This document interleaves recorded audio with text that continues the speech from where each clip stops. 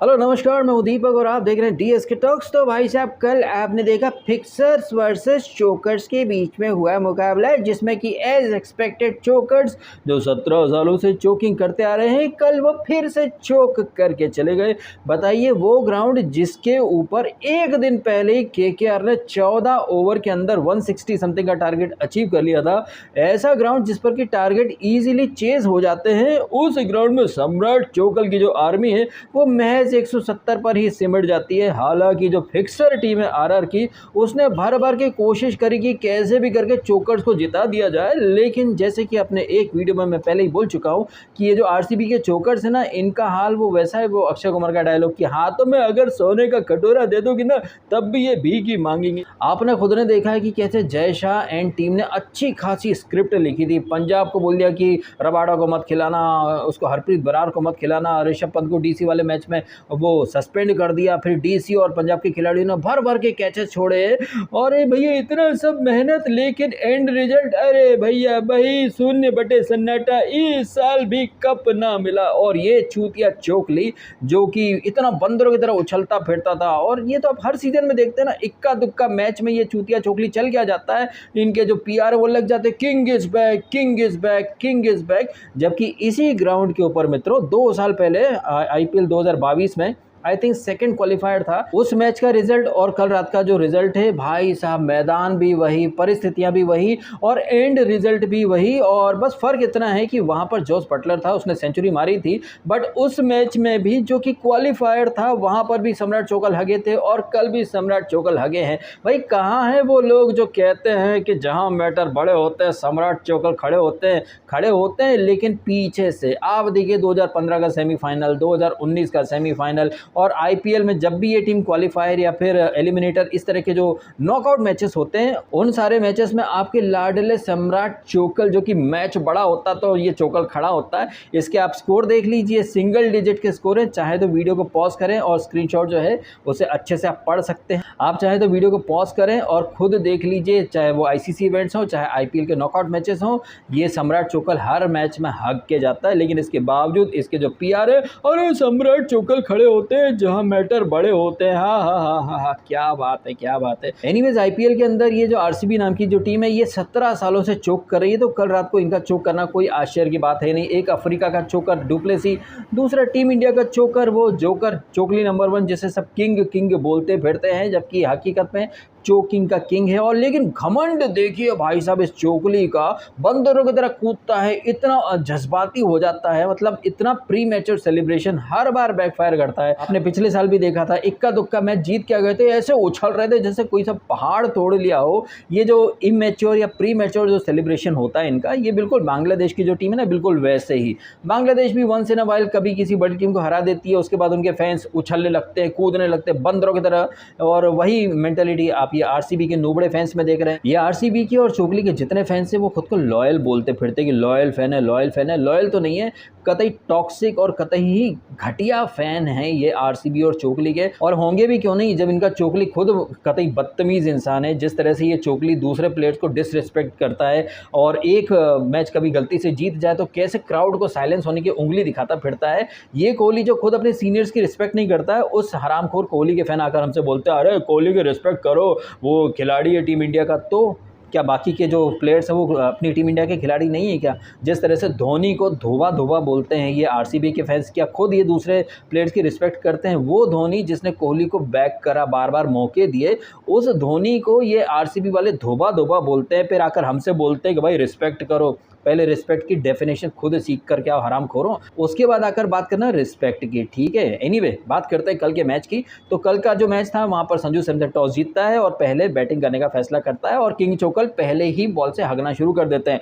ये किंग चोकल जब जीत जाते तो अरे भाई मसल मेमोरी है, मसल मेमोरी है, मसल मेमोरी। हाँ अबे हरामखोर, तेरी मसल मेमोरी सिर्फ चोक करना है और बड़े बड़े स्टेज पर आकर के हगना ही तेरी मसल मेमोरी है, हरामखोर विराट कोहली। और ये विराट कोहली जो फील्ड में इतना एग्रेशन दिखाता है, बंदरों की तरह कूदता है। अबे बैटिंग में दिखाओ ना सिग्मा मेल अप्रोच, बैटिंग में दिखाओ वो एग्रेशन, मारो 10 गेंदों में 10 छक्के, मारो फास्टेस्ट 50, मार दो ना ताबड़तोड़ सेंचुरी, 20 गेंदों में 25 गेंदों में सेंचुरी, तो पता चले तुम इतना एग्रेशन जो दिखाते हो फील्ड के ऊपर, बैटिंग में वो एग्रेशन कहाँ चला जाता है। ऐसे तो बहुत बॉलिंग है, इंटेंट प्ले बोल्ड, लेकिन ऐसा ग्राउंड जहां पर कि टारगेट चेज हो जाते हैं वहां पर तुम सिर्फ 170 बना पाते हो, गेंदें खेलते हो 24, रन बनाते हो टुक टुक करके 33, तुमसे अच्छा तो वो लोमरोर है, एटलीस्ट 17 गेंदों में डबल रन बनाकर तो गया। पूरी टीम 172 बनाती है और उम्मीद करती है कि भैया तुम यहां पर बड़े मतलब जेस्चर दिखाकर बंदरों की तरह कूद काद के तुम कोई बड़ी जंग जीत लोगे। एक्चुअली में क्या ये छमिया चोकली हस्बैंड है अनुष्का शर्मा का,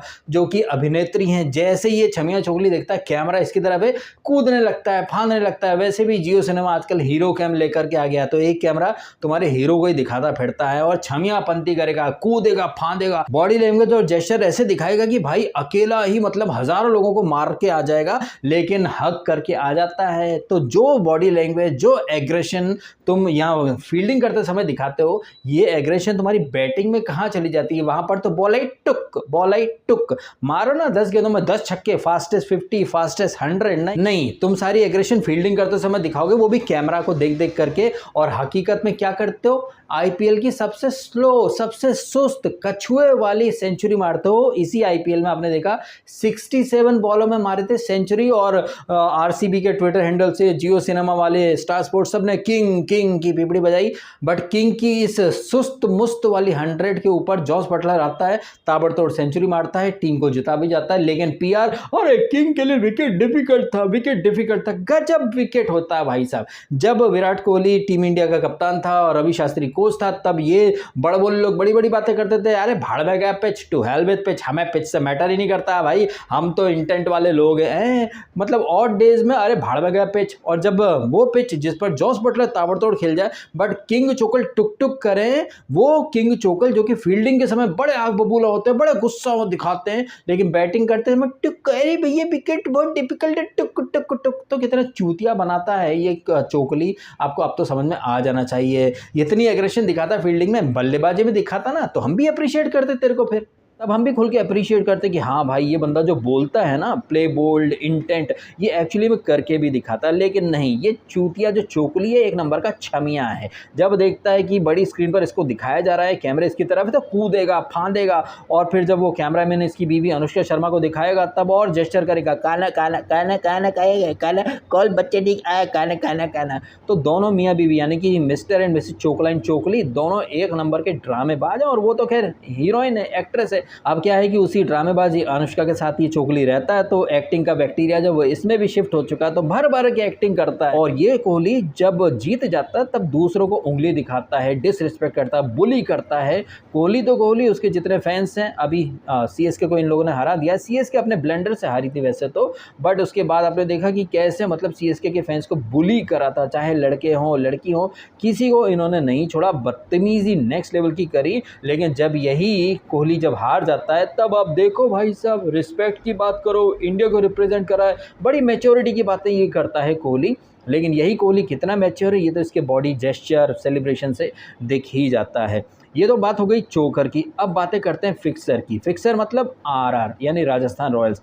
राजस्थान रॉयल्स को जो टारगेट मिला था 170 समथिंग का, कोई बड़ा टारगेट नहीं था। मैदान में ड्यू भी गिरना शुरू हो चुकी थी और जायसवाल अच्छे से सेट भी हो चुका था, लेकिन आरआर तो फिक्सर टीम है। और कल रात के मैच में इन लोगों ने फिर से साबित कर दिया कि क्यों आरआर की टीम 2 साल के लिए बैन हुई थी। आपने भी देखा जायसवाल अच्छा खासा सेट हो चुका था, लेकिन विकेट थ्रो करना ये कोई जायसवाल से सीखे, क्या जरूरत थी अल्टम पल्टम शॉट मारने की। अच्छे सीधे बल्ले से आप खेल सकते थे, वैसे भी कोई बहुत ज़्यादा प्रेशर वाली सिचुएशन तो थी नहीं, लेकिन आपने देखा जायसवाल इजीली विकेट थ्रो कर देता। हालांकि जायसवाल आउट हो उसके पहले आप देखें 10 ओवर 85 रन समथिंग बन चुके थे, अगले 10 में आपको 87 समथिंग और चाहिए थे। लेकिन करण शर्मा का ओवर, वहाँ पर करण शर्मा की बॉल पर जायसवाल शॉट मारता है, इजीली 2 रन हो सकते थे, लेकिन जायसवाल सेकंड रन लेने से मना कर देता है। और संजू सैमसन जो रहता है वो आधे पिच पर उसको पलट के घूरता रहता है। ये तो करण शर्मा नाम का जो बॉलर है उसमें शायद प्रेजेंस ऑफ माइंड इतनी थी नहीं। सम्राट चोकल का एक थ्रो आता है दनाता हुआ, और संजू सैमसन विकेट के बीच में खड़ा होकर के जायसवाल को घूर रहा है कि आना चाहिए था, वापस क्यों चला गया। और इस चीज़ को उस समय कमेंट्री कर रहे हैं मैथ्यू हेडन और सुनील गावस्कर, दोनों ही पॉइंट आउट करते हैं कि what the hell you were doing Sanju Samson, तुम्हें जो भी घूरना है या फिर सुनानी 4 बातें वो आप इधर आ जाओ ना अपने क्रीज के अंदर, उसके बाद सुनाना। ये तो करण शर्मा थोड़ी सी क्या ब्लंडरपंती कर बैठा, अदरवाइज संजू सैमसन उसी बॉल पर आउट हो जाता। हालांकि कोई कुछ भी बोले, लेकिन मैंने जितना ऑब्जर्व करा वहां पर क्लियर था कि संजू सैमसन अपना विकेट थ्रो करना चाहता था, और इस मोमेंट के 1 ओवर बाद ही संजू सैमसन और जायसवाल दोनों के दोनों आउट हो जाते हैं। संजू सैमसन जिसने देख लिया कि भैया 1 ओवर पहले ही जायसवाल आउट हुआ है कैमरून ग्रीन के ओवर में, अबे 1 ओवर भी नहीं हुआ है ठीक से, तुम विकेट के बाहर आ रहे हो, आगे बढ़कर मारने के चक्कर में विकेट थ्रो कर दिया। अब भैया आपको ये चीज़ें नॉर्मल लग सकती है, बट संजू सैमसन जो कि कैप्टन है, उसकी आंखों के सामने 1 विकेट ऑलरेडी गिर चुका है, और कैप्टन होने के नाते तुम्हारी जिम्मेदारी बनती है कि यार तुमको इनिंग संभालना है। ऐसा भी नहीं कि कोई बहुत ज़्यादा रन रेट बढ़ गया था, 10 ओवर में 85 थे, अगले 10 में 87 समथिंग और चाहिए थे, तुम बाहर निकल कर छक्का मार रहे हो। सीधी सी बात है, सैमसन आउट होना चाहता था, पहले रन आउट नहीं हो पाया तो अगले ओवर में स्टंप हो गया, और उसके बाद आपने देखा रियान पराग और हेटमायर ने इनिंग को संभाल लिया, और एंड में रोमन पावेल जो है उसने यहाँ पर आरआर को जीत दिला दी। अगर मैं सीधे शब्दों में कहूँ तो हेटमायर और पावेल और कुछ हद तक रियान पराग ये आउट ऑफ स्क्रिप्ट आ गए, अदरवाइज संजू सैमसन ने तो भर के कोशिश कर ली थी कि आरआर जो है उसकी कश्ती डगमगा जाए। कप्तान है वो टीम का, और इतना मतलब केयरलेस, इतना कैजुअल अप्रोच लेकर के वो चल रहा है। और ऐसा नहीं कि सिर्फ कल रात के मैच में, आपने देखा सीएसके और आरआर का जो मैच हुआ था उसमें तो कोई इंटेंट ही नहीं था। इनफैक्ट ऑन एयर आकाश चोपड़ा तक बोल बैठा कि ये टीम शुरू के 8 मैच जीती, अगले 4 मैच 5 मैच इतने बुरे तरह से हार रहे हैं, कुछ तो गड़बड़ है दया, कुछ तो गड़बड़ है। अच्छा, गड़बड़ से हमें याद आया कि ये आरसीबी के चोकर्स जब हार रहे थे, आप देखें एक विडंबना कि लास्ट के 6 मैच जीत गए तो और क्या कमबैक किया है, लेकिन जब शुरू के 6 मैच ये टीम बैक टू बैक हार गई, तब आरसीबी के फैन जो अभी कमबैक की पीपीटी बजा रहे थे, तब मुझे इंस्टाग्राम पर मैसेजेस करते थे, अरे डीएस के भाई देखा मुंबई के अगेंस्ट टॉस फिक्सिंग हो गई, डुप्लेसी को फिक्सिंग के तहत टॉस हराया गया, प्लीज़ डेडिकेटेड वीडियो बना दो। मतलब जब तक आरसीबी हार रही थी ना, तब तक अंबानी पावर, अंबानी ने एम्पायर खरीद दी है, ये है वो है, डीएस के एक्सपोज करो। लेकिन अब आप देखिए कैसे एकदम से वक्त बदल गया, जज्बात बदल गया। वो लोग जो मुझे खुद इंस्टाग्राम पर मैसेजेस करते थे, भाई टॉस फिक्सिंग है, वो छक्का था उसे चौका दे दिया, वो केकेआर वाले मैच में नो बॉल थी उसे नो बॉल नहीं दिया, एम्पायर बिक चुके हैं, आईपीएल वालों ने सब फिक्स कर रखा है। अब वही लोग जो हैं वो कहने लगा अरे कोई फिक्सिंग नहीं होती है, अरे पंजाब ने ऐसे वो खिलाड़ी कभी कभार कैच छोड़ देते हैं, वो ऋषभ पंत को सस्पेंड करा, फिर डीसी वालों ने कैचे छोड़े, एक के बाद एक ब्लंडर करे, नहीं वो फिक्सिंग नहीं है। वहाँ पर आरसीबी अपने दम से जीत करके आई है। लेकिन यही आरसीबी जब 6 मैच हार रही थी, अरे वो टॉस फिक्सिंग है, अंबानी पावर है, ये पावर है, वो पावर है, सब फिक्सिंग है। तुम हार रहे थे तब तुम फिक्सिंग कर रहे थे, लेकिन जब एंड में डीसी, पीबीके और सीएसके ने हग दिया जिसका फायदा तुम्हारी टीम को हुआ, तो वो स्क्रिप्ट नहीं है, तो वो फिक्सिंग नहीं है। हाँ, यहीं पर पता चल जाता है भाई साहब कि ये जो आरसीबी के फैंस हैं ये कैसे दोगले फैंस हैं। रही बात आईपीएल की फिक्सिंग की, तो आईपीएल में फिक्सिंग होती है, ये बात तो जग विख्यात है। अगर फिक्सिंग नहीं होती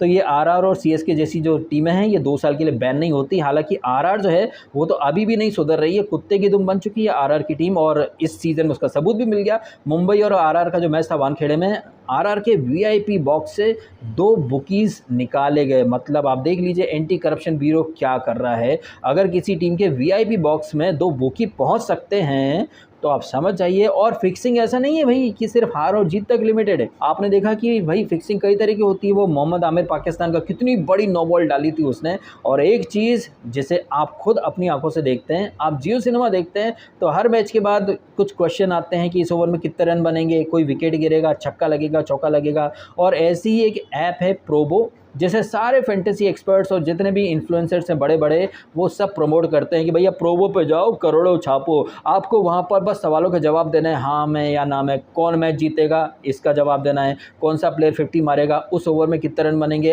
अगले ओवर में कोई विकेट गिरेगा नहीं गिरेगा।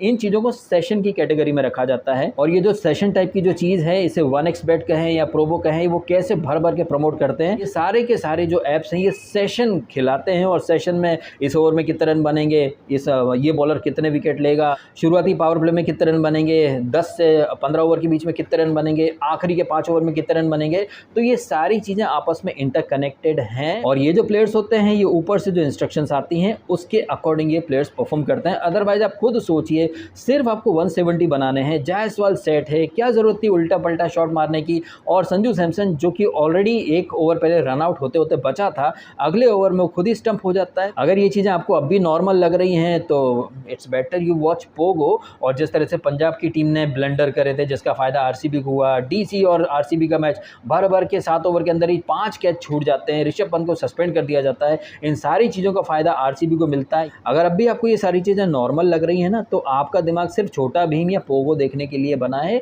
ये जो बड़ी बड़ी चीज़ें होती है ये शायद आपकी समझ से बाहर हैं, सीधी बात, नो बकवास। एनीवेज, तो कल चोकर्स वर्सेस फिक्सर की टक्कर में चोकर तो हमेशा चोक करते हैं तो कुछ नई बात है नहीं, और जो फिक्सर आरआर की टीम है ये जीत गई है और ये अगले मैच में एसआरएच से हार जाएंगे और एसआरएच भिड़ेगी केकेआर से चेन्नई के ही मैदान में। और मैं पहले ही काफ़ी बार कमेंट्स के थ्रू बता चुका हूँ कि केकेआर के जीतने के चांसेस लग रहे हैं। 2014 में लास्ट टाइम ये टीम जीती थी। ऑल्दो ज़्यादा बोलेंगे तो नज़र लग जाएगी, इसलिए हम ज़्यादा कुछ बोलेंगे नहीं। अब डायरेक्ट कल का मैच देखते हैं, RR fixer team versus SRH जो कि पिछला मैच केकेआर से हार गई है। मतलब क्या सोचा था पैट कमिंस ने।